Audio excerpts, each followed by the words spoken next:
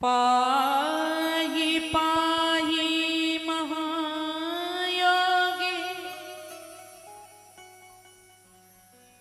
देव देव जगत्पते नान्य तदीय भय पश्ये यत्र मृत्यु यत मृत्यु परस्पर पाहि पाहि महायोगी देव देव जगत्पते।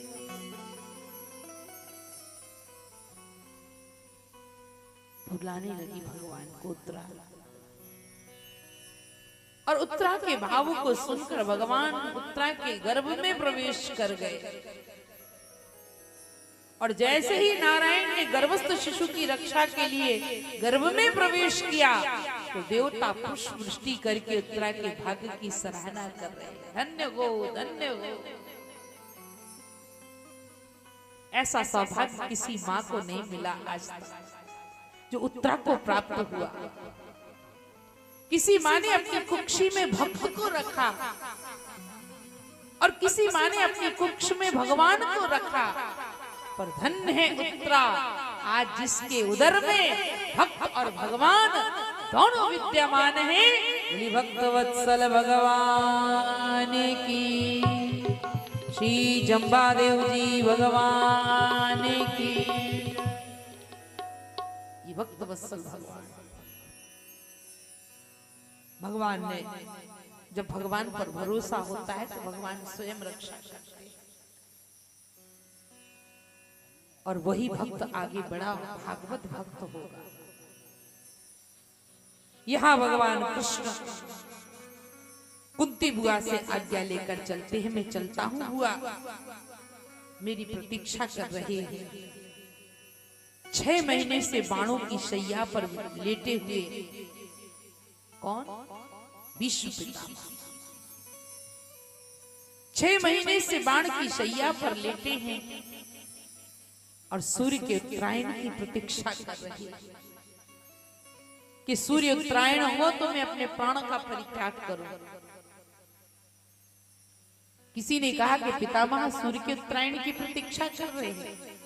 मैंने कहा नहीं, सूर्य के उत्तरायण की नहीं बल्कि उत्तरा के नारायण की प्रतीक्षा कर रहे हैं विष्णु पितामह, कि जिन नारायण ने उत्तरा के गर्भ की रक्षा की वही भगवान मुझे आकर अपना दर्शन।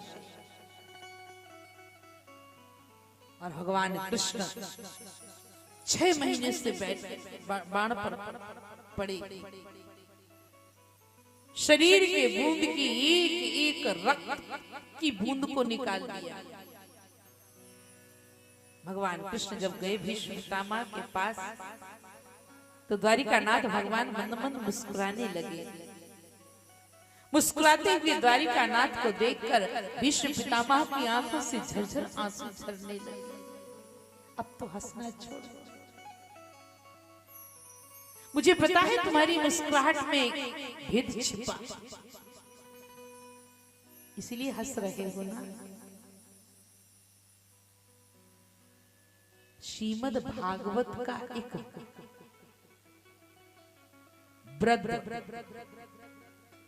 और वो व्रत भी है सिद्ध व्रत, जिसे देखकर द्वारिकानाथ हंस रहे हैं। और रामचरितमानस का एक और व्रत है जो सिद्ध नहीं है, वो गिद्ध है। उसे देखकर भगवान राम रो रहे हैं। कौन है? जटायु। जटायु को देखकर भगवान राम जो गिद्ध है उसको देखकर भगवान रो रहे हैं। और महाभारत का जो सिद्ध है, वृद्ध है पर सिद्ध है, उसे देखकर द्वारिकानाथ हंस रहे। क्यों? क्योंकि महाभारत के इस सिद्ध ने, वृद्ध सिद्ध ने भारतीय नारी को निर्वस्त्र होते देखा। और रामचरितमानस के इस वृद्ध गिद्ध ने भारतीय नारी की रक्षा के लिए अपने प्राणों की आहुति दे दी। बेटी स्मरण कर रहा था राम। ये कौन बोल रहा है? ये मानस का गिद्ध बोल रहा है।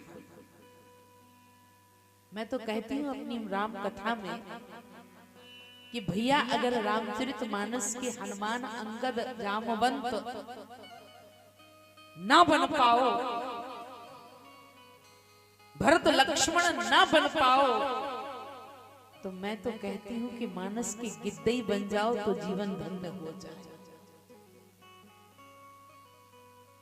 आज व्यक्ति सिद्ध बनने को तैयार है पर गिद्ध बनने को तैयार नहीं है। पर धन्य है ये मानस का गिद्ध जिसकी दृष्टि कितनी पवित्र है, पराई स्त्री को बेटी कहकर संबोधित कर रहा है।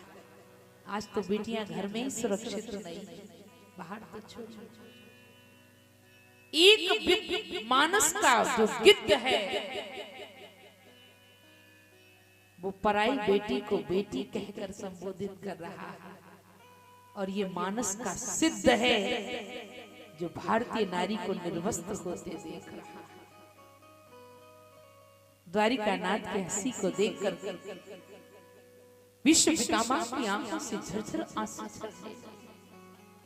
मैं आपकी हंसी का कारण जानता हूं, पर क्या बताऊं द्वारिकानाथ, चाह के भी कुछ नहीं कर पाया। जो दुर्योधन चीर खींच रहा था, मैंने उस दुर्योधन का ही अन्न खाया था।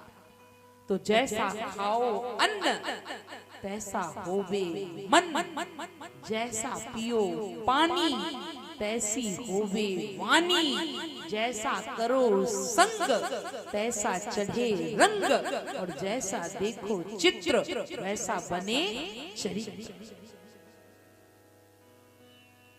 ये दुर्योधन के अन्न का रक्त जो मेरे शरीर में दौड़ रहा था, मैं कुछ भी नहीं कर पाया। और इसलिए मैंने उसके खाए हुए अन्न की रक्त की एक एक बूंद शरीर से निकाल दी। विश्व पितामह ने हाथ जोड़कर कहा, कृष्ण अब तो मुझ में रक्त नहीं है, अब तो मैं विरक्त हो गया हूं, अब तो मुझे क्षमा कर दो। कन्हैया ने कहा, बाबा मैं कहां कुछ कह रहा हूं पितामह। पितामह ने कहा, तुम नहीं कह रहे हो, पर ये तुम्हारी मुस्कुराहट सब कुछ कह रहे है। पर बड़ी कृपा की जो तुम मुझे दर्शन देने आए।